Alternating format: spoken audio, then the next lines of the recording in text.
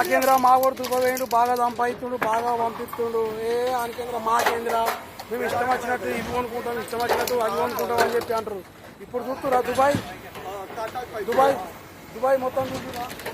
Dubai చూడు వాతావరణం చూడ్రి. ఇప్పుడు వారం రోజుల నుంచి మాది ఇదే పరిస్థితి.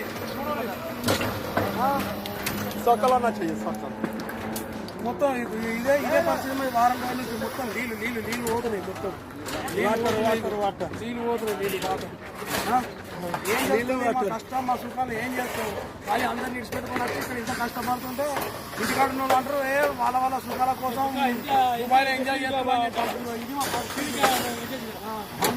ఇది మా పరిస్థితి.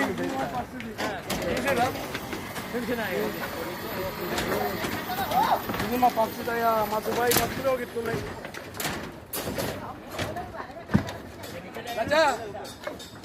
చూడా మన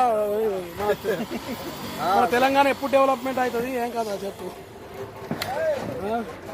చూసా మన బతుకులు మారేది ఎప్పుడు లచ్చ.